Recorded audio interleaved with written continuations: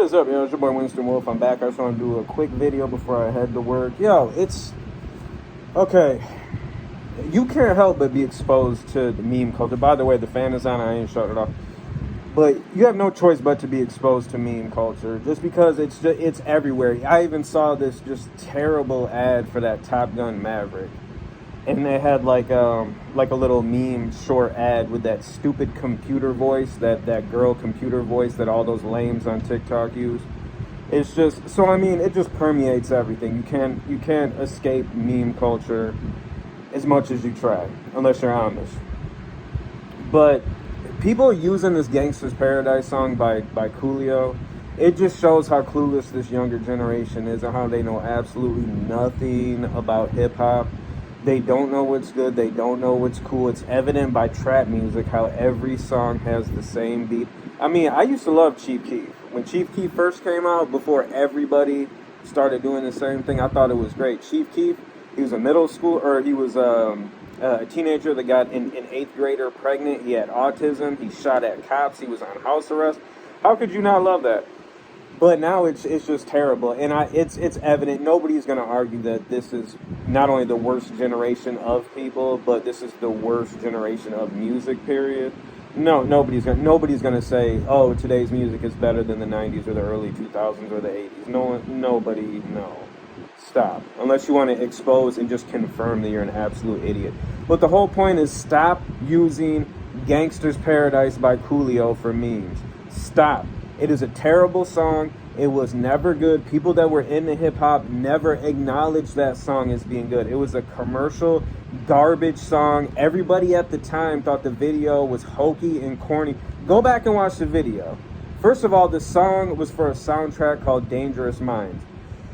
Around that time, for some reason, there was a trend of movies about some white person that would go to the hood because they wanted to teach, they wanted to show people that there was a future.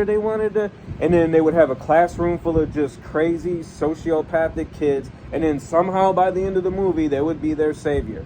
So that was already corny. That was never cool to begin with. But there was a bunch of movies like that. So this song was for the Gangsters Paradise was for the soundtrack for one of those horrible movies that if you were in the movies, you did not like this movie. Unless you were just a dummy, you liked the movie. So off top, that song being associated with that terrible movie just made it whack. Then you watch the video, and it's got Michelle Pfeiffer in it. It's just a cheesy, dumb, corny video. Not only that, it'd be different if the video was terrible, but the song was good. The song isn't good. Coolio has always sucked. Coolio was terrible. If you know anything about Coolio, he was a crackhead. He might still be a crackhead. I'm not just saying that. He's an actual crackhead. That's why they kicked him out of Dub C and the Mad Circle. He used to be in a group with Dub C, Ice Cube's homeboy, called WC and the Mad Circle. They kicked him out. He was a straight up crackhead. He's a basshead. Then he went on to make even worse music with Gangsters Paradise, Fantastic Voyage, all his other garbage songs that he did.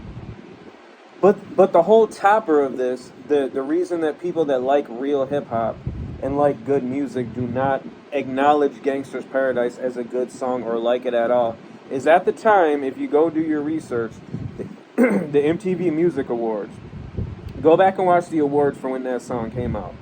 They were doing, I don't know if it was rap song or it had to be rap video of the year. I don't know if those are two separate things because it's MTV, so all they play is videos. But anyways, there was Coolio, Gangsters Paradise, but he was going up against Bone Thugs and Harmony, Crossroads, and Tupac, California Love.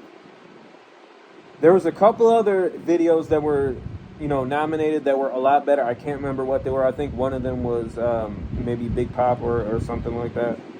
But the whole point is, he went up against Crossroads by Bone Thugs, and even more, Tupac, California Love, which is one of the greatest videos of all time, the Mad Max video. It beat all those videos out. So any true hip-hop fan, they still don't feel right about that. They're like, nah, that is garbage. That's another case of a corporation picking the safe bet over a true artist, over several true artists. So you put a crackhead with a lame song in a cornball video over Tupac, California Love, and Bone Thugs and Harmony, Crossroads. Okay.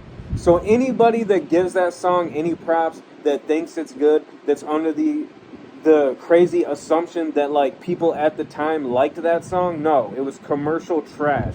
It was commercial garbage. Nobody that understood or liked real music recognized that trash. And it's still trash to this day, as evident by it being used by lame-ass memes. If you like that song, you suck just as much as Coolio in that garbage cornball song. Oh, by the way, also, Coolio, because Weird Al Yankovic made a parody of that song, he actually threatened Weird Al. So that just shows you what kind of cornball, stupid, crackhead idiot Coolio is to even go that route. The song sucks.